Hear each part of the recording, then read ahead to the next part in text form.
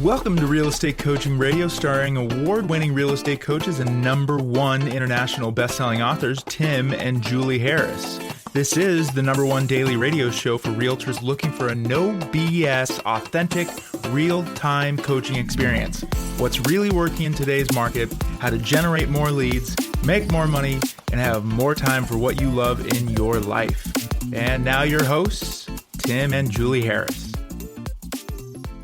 Finally, we're getting to our 2022 predictions. Last couple days on the show, we have given you guys the preamble, how Julie and I went about formulating what our predictions were going to be, why we thought what we thought, and we also gave you the breadcrumbs if you wanted to go and do the research yourself. Julie and I spent a lot of time researching a lot of different, I think, corners of the internet to discover the countervailing opinions about the economy and housing and all the rest of it. But the truth is very, very rarely do Julie and I rely on anything that's sourced from the real estate industry because the real estate industry is basically like an echo chamber. So we do intentionally go and we look at other things that have nothing to do with the industry, and then we'll apply a little bit of, maybe logic and a little bit of conjecture, and then we come up with our opinions. So some of the things we're going to be talking about over the next, probably for the rest of this week, about our 2022 real estate predictions. They're going to be unconventional in the sense that if you're just reliant on going to NAR and Inman and the usual, websites, which are fantastic for your content, these are going to seem a little bit more cerebral, and that's by design. So have your mind open to what we're going to be sharing with you. And again, we're going to give you guys the our opinions or our predictions, and then we're going to tell you why we might be wrong. Yes, that's right. So we can have kind of a balanced approach here.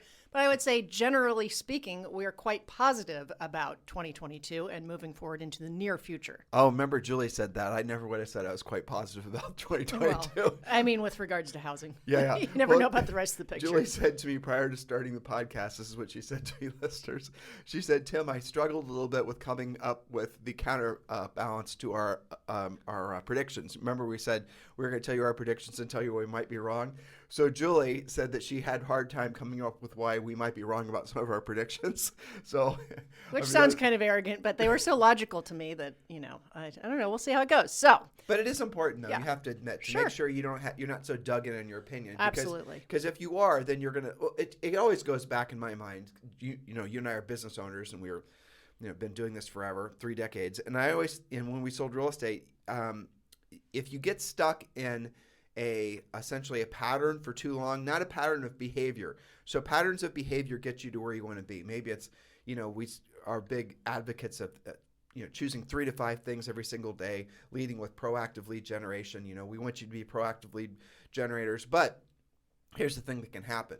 You might be saying something that worked maybe 5 years ago in a certain way, and all of a sudden it's not working as well, and so you have to upgrade what you're saying or how you're saying it.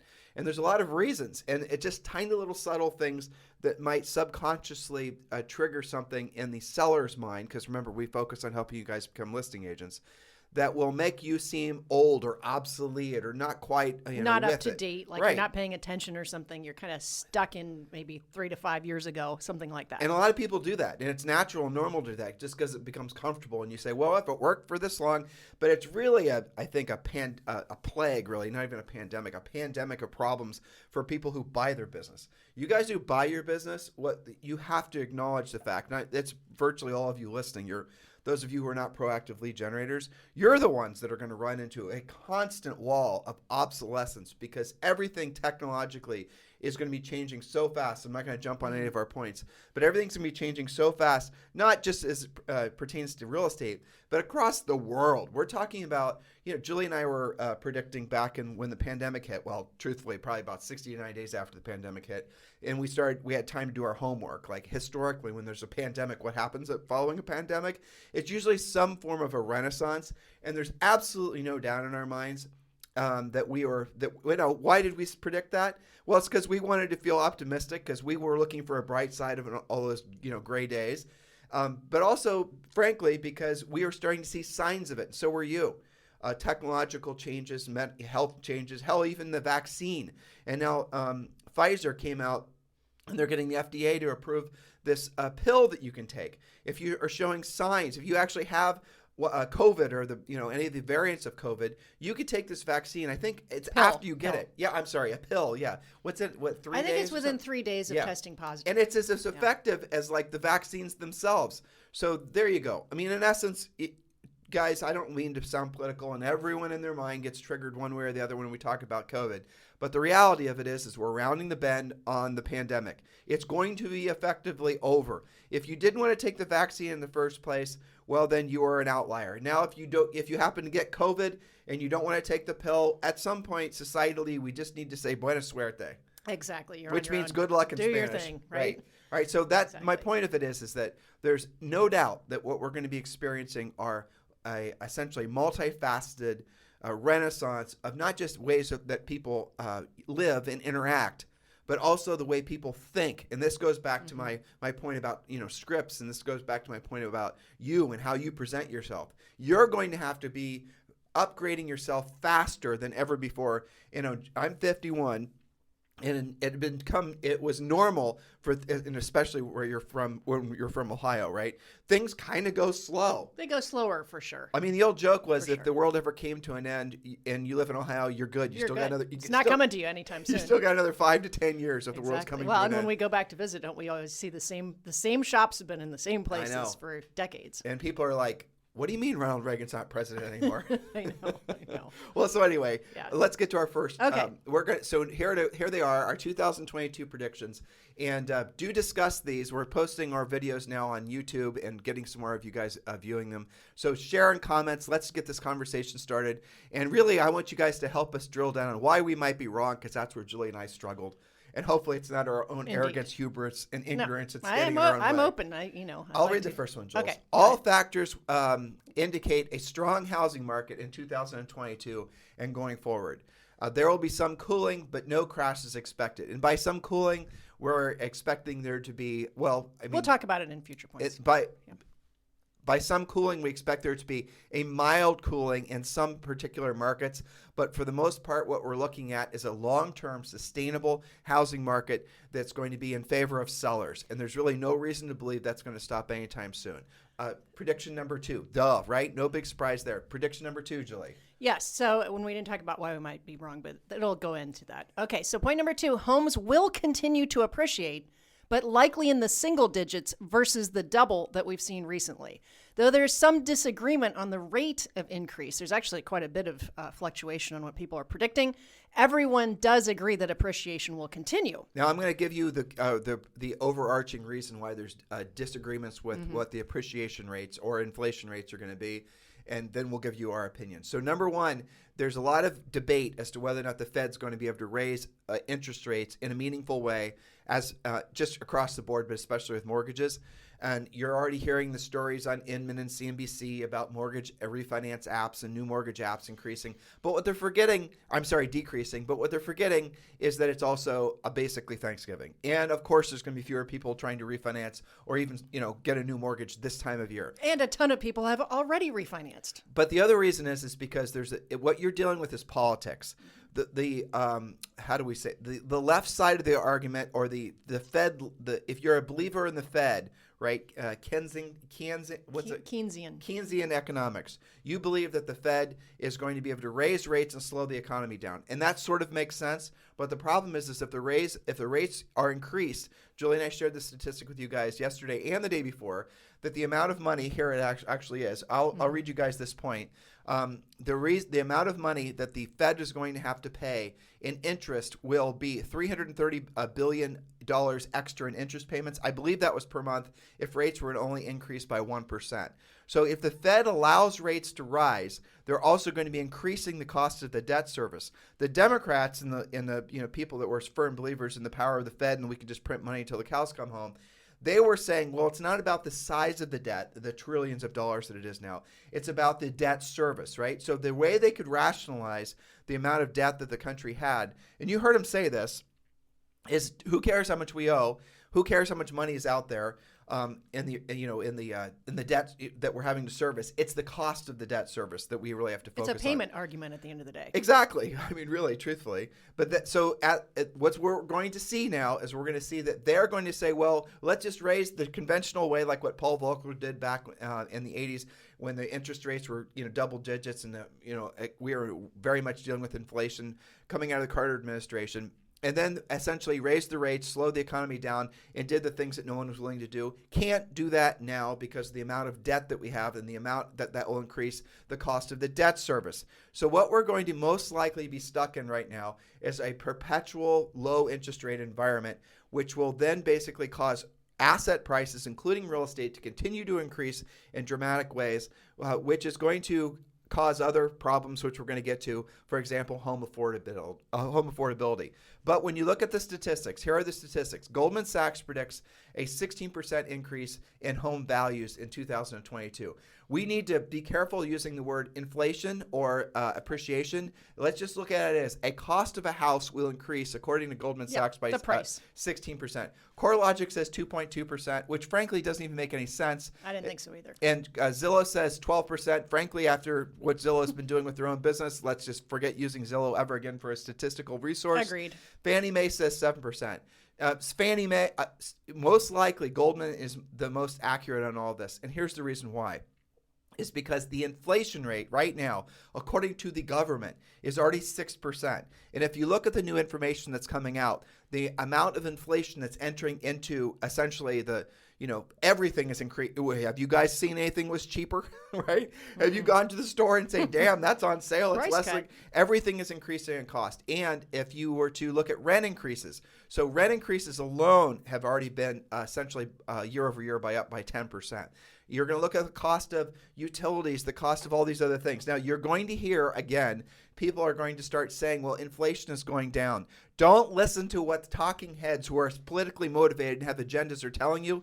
You judge by yourself. Are you paying more or less for gas? Are you paying more or less for groceries? So, again, we're not being political or judging. We're just saying, be your own guru. Be your own. And pay attention when you're out and about. Yeah, first principles, right, guys? Right? Take care of yourselves first. Use your own mind, and you're going to observe that that inflation is going to be here to stay. What they don't want to admit, because they're being political, is that inflation is not going to be transitory. Clearly, it's not. That it's going to be, we're in a longer-term inflationary cycle. And so what the question is that how long will this inflationary cycle last? Will it last, 1 year, 2 years through 22 and 23? Well, who knows, right? I mean, I don't know. Nobody really knows. But for sure, 2022 is going to see a lot of home. Julie used the word appreciation. I'll say inflation in 2022. Now, why we could be wrong? Well, and just to keep things in perspective, if you take a larger amount of years, historically, prices go up 3.3 to 3.8% year over year. That's a good comparison because, remember, we have a decade of agents and brokers who think that double digits is normal. But so here's again, I don't want to nerd out on you guys, but if the overall inflation rate is, say, 3.3 to 3.8% or 2% to 3%, and a home increases in value every year by 2 to 3%, is that really appreciation or is that just inflation, right? Yeah. So does it make sense that we're calling it appreciation in real estate, or is it truly just inflation? I would argue that it's inflation, and I would argue that anything above what the inflation rate is might be considered appreciation. Mm-hmm. Again, nerdy stuff. You guys can forget we said it, but if it's too nerdy for you. But it is fascinating because what's going on is a manipulation of facts. The government, it seems, at this point, can't do anything to stop the inflation, and they're going to allow. So they have two choices basically. They can raise interest rates, and they can slow the economy down, probably cause a really nasty recession, or they can let inflation go. Those are the two options that the government has right now. Raise rates, slow it down, but they can't for reasons we just talked about, or they're going to let the inflation, they're going to just let the inflation do what the inflation is going to do. If they allow the inflation to run away, they're going to be able to pay back existing debt, the $23 or $24 trillion, with inflated currency, which is going to essentially longer term cure the national debt. It's the same reason why you guys should be borrowing money right now, which is, unconventional logic, but you should be borrowing money at these low interest rates because the inflation on the asset you buy, now this is as pertains to purchasing real estate, the inflation on the real estate you buy will more than cover the cost of the loan. So you guys, if you're in a position that you can borrow money right now and you can essentially purchase a multifamily or a single family, absolutely do it. This might be one of the greatest times in history because it is safe to say 5 years from now, interest rates will be higher. Well, I mean, who the hell knows, really? But realistically, if they are, let's say, for example, some of you guys are worried about there being a real estate bubble. Let's just use something real. If there's a $100,000 house left in America, let's use that as an example. You buy a $100,000 house. The house inflates or appreciates, whatever word you want to use, next year to like $230,000, whatever. But then it depreciates the following year. This is for you guys who are hoping for a bust by 20%. You're still ahead. Yeah, right? Ahead. You're still making money. On the in terms of what the assets appreciated to or inflated to. Not to mention the fact because you've locked in a low 30-year fixed interest rate and rents have gone up by 10% or more, you're going to be making money on cash flow. You buy rental properties for depreciation, appreciation, and cash flow, right? So if you buy now and you're able to lock in a long-term interest rate, home run for you. Go yes, future and you. Don't forget that if you wait and now you want that same house that's 2 or 230, your down payment has increased, thus making up for any savings you thought you might get. Don't forget about that, So, okay, now we could be wrong. If there's a war or other highly disruptive factor that throws everyone into a feeling of uncertainty, people tend to back off of making decisions like buying a house when the future is uncertain. But I think that's probably unlikely. Well, there could be more black swans. I mean, technically, there's a pandemic. Listen to me. There's a pandemic every about 100 years. So let's assume that this one, for the most part, is behind us, thank God. And then now we're going to be looking at really what we're dealing with now is going to be a monetary crisis. If anything, that's the next thing that all of us have to be monitoring Not a housing for. crisis. And that's what this inflation is leading to. If this inflation leads to something that feels a lot like hyperinflation, you guys can Google that. Then we're dealing with a whole different can of worms. We're not predicting that. Nowhere in our predictions will you hear that. But the reality of it is we're definitely in a sort of, it's like a generational cycle. And this one could be more, I think, overarchingly detrimental even than the housing crash. It's entirely possible. Yes, well, I think it will be, truthfully. We'll be studying it and we'll be talking about it on podcasts. So Yeah. we'll all go through it together. Well, prediction number 3, the number or velocity of sales will continue to be strong due to very stable demand. We're already seeing that there are more homes coming on the market, creating a little bit higher inventory levels. However, the days on the market are virtually unchanged. This demonstrates that demand is still higher than supply. NAR expects U.S. house sales to reach over 6 million transactions this year, the highest number since 2006. Did you put anything in there about the number of agents? I believe so, yes. Okay. Future points. Well, But, I'll touch on it now. So right now, some people are believing that we're a peak agent in the United States. you would think, since pretty much everybody you know is licensed. Well, it's always been that way, but during COVID lockdowns, Absolutely. people are doing what? Getting licensed. Watching Netflix, Yeah. getting real estate licenses, and having sex. Yes. And making I know babies. there's going to be a whole new baby boom. So we're seeing right, exactly. We're seeing a whole new baby boom. And what is this generation going to be called? I don't know. And so we're seeing there's going to be a baby boom, but there's definitely a boom of people getting their licenses. And the states were so backlogged with people getting licenses. I think it's in California. You still have to wait 60 or 90 days just to take the test to try to pass and get a license. Florida was similar. Well, we have tons of coaching clients that were getting their 20-something kids licensed. Right. So is this peak agent? That's what some people are predicting. Julie and I do not think it's peak agent. And the reason we don't think it's peak agent is because you're going to be looking at, again, the millennials who are growing up with a different mindset about real estate, a different expectation. It's not your fallback source of career like it was, frankly, in Julie and I's generation and all the generations before. What real estate is going to be is what they aspire to be, even since they're little kids.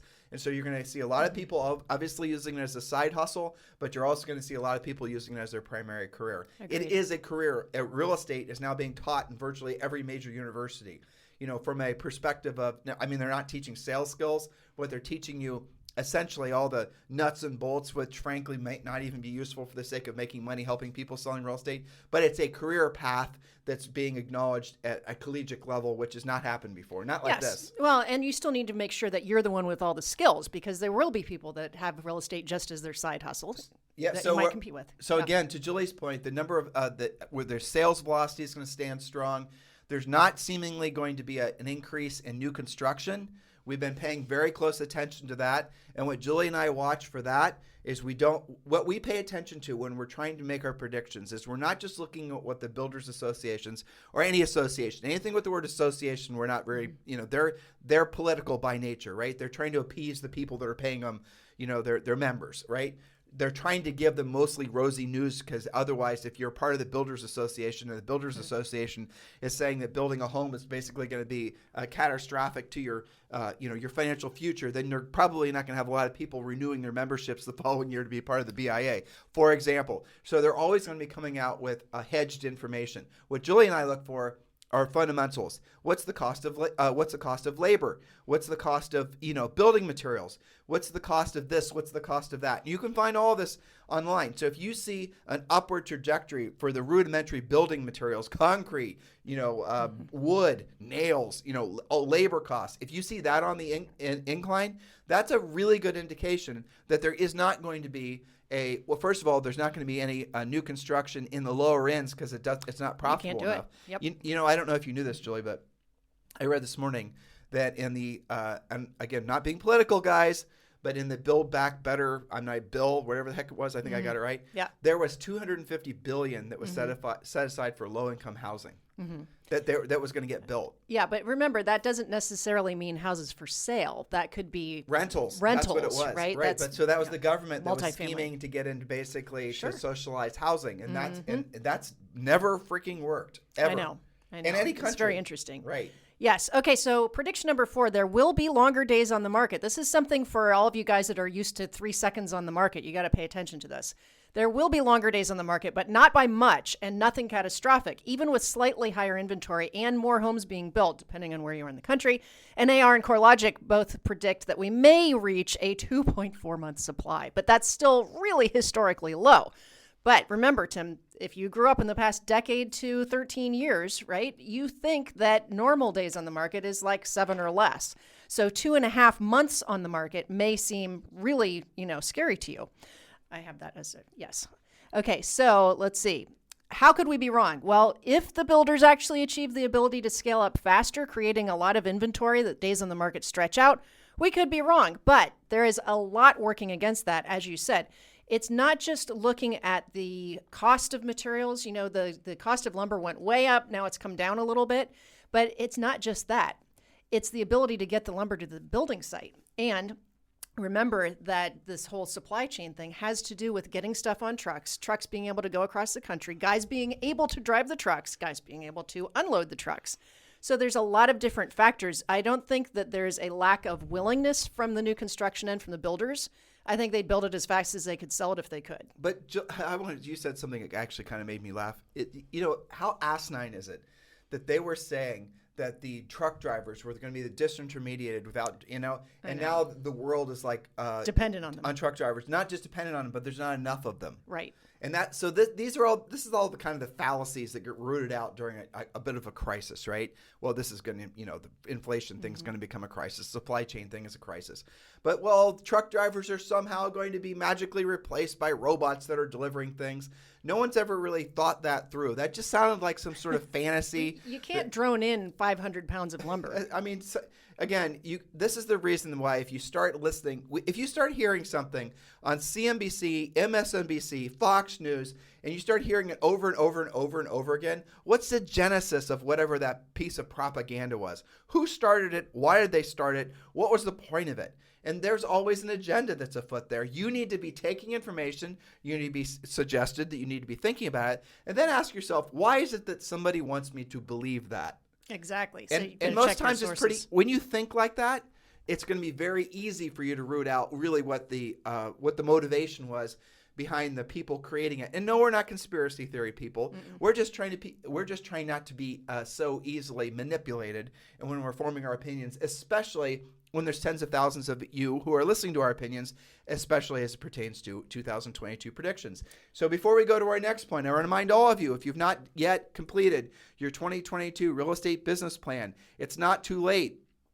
You can download it. It's quite easy. There's no strings attached. Just text the numbers 2022 to 47. I'm sorry. Yes, that's right. Text the numbers 2022 to 47372. Text the numbers 2022 to 47372. And when you do, we'll text you back a link and you can download the real estate treasure map. This is the perfect activity to be doing this time of year. We suggest that you do it with your partner, your spouse, maybe even your kids if they're old enough, because this is going to be your business and life plan that will guide you through what probably will be a very tumultuous year in 2022. 2022 and 2023 are going to feel like essentially the same year, by the way, because a lot of these predictions are going to carry over to the following year as well. Yes. All right. So prediction number 5, the first-time buyer will continue to be your most frustrated buyer. Only 2% of transactions last year were under $200,000. Also, by the way, the investor's favorite price range. FHA and VA buyers still struggle to compete in nearly every market. First-time buyers need a full year longer than they did 5 years ago to save for a 20% down payment. Back to our previous point, the longer you wait, the bigger your down payment is going to be. So that 20% required keeps on inching up. Those of you who are in a big FHA and VA market, you've got to figure out how to get those buyers over to a conventional loan, which probably means they've got to improve their credit and have a bigger down payment. Well, I'll give you the punchline to that, and I don't think there's any that is a very solid prediction. But really, the problem with that for these first-time buyers is that a lot of them are going to become long-term renters. That's true. They're going to be priced out of the market, especially if they can't get their wages to increase to get at the point where they're going to be able to afford homes. And then it becomes political again. How do we get more people in housing? Well, the reality of it is the reason that there's not a big housing crash anywhere on the horizon, we talked about that yesterday, is because the regulations change, the guidelines change. It turns out fogging a mirror wasn't going to qualify you for a mortgage. So now you have to have actual qualifications to obtain the loan and a down payment. So really what normally would happen in a situation like what Julie just read, would there be some political, movement behind making it so more people can buy their first house by lowering the standards and essentially lowering the down payment requirements? Don't expect that to happen this time around. Well, it already exists in the form of FHA, right? But FHA buyers get screwed when they have to compete. But this is also a problem that has to do with pricing. So even if you lower the qualifications, their incomes, because of the fact that essentially the cost of everything has risen. So if the lender is figuring out, well, this person, let's say you're making $100,000 a year, which is a great, income from anybody really. But all of a sudden, the cost of everything in your community has risen. Cost of housing has risen. You're not going to be able to afford the payment, at least to meet the ratios to qualify for the mortgage. Yes. These are the things that happen during a fast inflationary time. And please be clear, not transitory. What you're seeing is the resetting of prices. You're seeing a new price floor be set on homes. A lot of agents out there are stuck in the mud mentally and emotionally thinking that house prices are going to depreciate. Assume that's not true. Operate as if it's not. So whatever the new price is what the new price is. These are just the realities of it. And there was a report that came out yesterday that said rents have increased, I said this a second ago, 10% year over year. Yes, but here's the thing. It's a great time. All of you guys listening who are licensed real estate professionals, your light bulb should be going off in your head. Great time to be buying those rental properties because you're going to enjoy that appreciation, low interest rates, and because there are going to be so many more renters at that 10% higher rate. I mean, I know all of our rentals have gone up. So, you combine all of these facts, it is a good time to be an investor. Maybe buy some of your own listings. Normally if you don't know how to be a listing agent, come to Julie and I will show you how to be a listing agent. And by the way, if you guys aren't frankly, chasing expireds this time of year or for sale by owners or any of the other 20 sources we teach you, you are missing the boat because this is the best time of the year to be going after distressed real estate. And if you're, for example, your iBuyers are failing, like Zillow failed, and some of these other guys are already saying they're going to put the brakes on, go after some of the distressed stuff that they are going after. Go after the normal stuff. Build your listing inventory now. If you've not created your 2022 business plan yet, text the numbers 2022 to 47372. You know what, Julie? Let's do one more. Okay, one more. Let's see. Where are we at? Number 6. Number 6. Builders will continue to increase production. The Mortgage Bankers Association forecasts single-family housing starts to be around 1.134 million. This could be just the beginning, according to even higher projections for building in 2023. Okay, so the reality of it is what you're going to see is an increase in construction prices or increase in new construction that's more expensive. You're not going to see any kind of sizable increase in the number of first-time home buyer houses. Oh, definitely not. It's not going to happen. So again, this is going to cause the first-time home buyer houses, which in the United States is probably anything really less than maybe $425,000, which is mind-boggling, but there it is. Those house prices are going to see the most demand because they're going to have first-time buyers, downsizers, and investors all chasing them at the same time. So the builders are obviously going to gravitate to the more expensive homes. So far, I think we're telling you guys mostly what you know. Most of you who have listened to this podcast every day, you're smart agents, smart business owners, and you've heard us talking about all this stuff before, especially inflation. We've been drilling down about inflation for the last 2 years. What we're going to be talking about the rest of this week is some of the other predictions that get into the weeds a little bit. For example, we're going to be talking about buyer agency, as in agents who have the essentially their sole income source working with buyers. We're going to talk about that. We're going to talk about the fact that that's probably not going to be a viable source of business as much as it has been in the past. We're going to talk about what comes after the iBuyer essentially reset from Zillow failing. There are going to be ripples that come from that. They're going to last essentially forever. The iBuyer model as it is, even though there's 2 viable players left, is going to be one of these things that these guys are going to have a hard time keeping alive. And I'll just encapsulate why. iBuyers raise money to buy houses. They're like the open doors and all that. They have to borrow money to buy the houses. They're building their businesses based on borrowed money.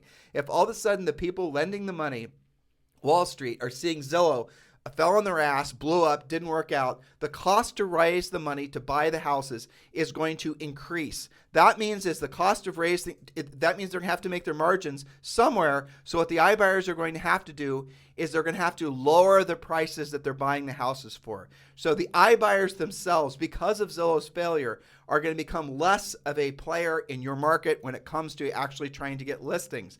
They're going to have to pay more to borrow the money to buy the houses that they're buying, and they're going to have to pay less for the houses that they're buying, which means they're not really going to be competition for you anymore. That's what's going to happen. And that should wreck their model in the process, I would think. Well, they're going to be essentially chasing the distressed real estate. Which there's not much of. Which there's not much of, and distressed real estate can sell for full retail anyway. So what they're going to be dealing with is they're going to be dealing with the realities of essentially that all of us, normal market forces. Yeah. They're not going to be market makers They anymore. have to compete for real. I mean, that's what Zillow tried to do. They tried to be a market maker and it didn't work out. We're going to be talking about teams. You know, what's next for teams? We're going to be talking about buying leads, essentially, right? You know, your branding and your buying leads and all that. We're going to be talking about specifically what's happening in that, what the major trends are with regards to brokerage. We're going to be talking about some of the things that you guys need to be aware of so that you can position yourselves for the next wave of technology, which is the other topic we're going to talk about, which is going to be the things that are going to happen with regards to connectivity. We've talked about the global reach that the widespread 5G internet's going to have, but the other thing we're going to start talking about is something that will really blow your guys' mind with regards to synchronicity, and we're going to talk about the adaptation of wearable technology that, again, will forever change the way all of us interact. And we've talked about this. If you guys are regular podcast listeners, you've heard Julie and I vamp on these topics before, but we're going to see all of this stuff come to fruition starting in 2022.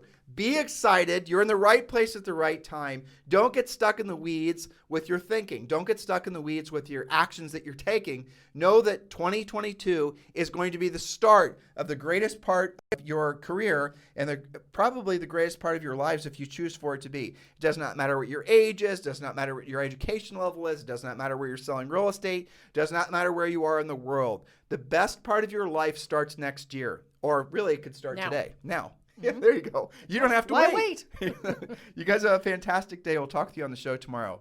This podcast is a part of the C-Suite Radio Network. For more top business podcasts, visit c-suiteradio.com.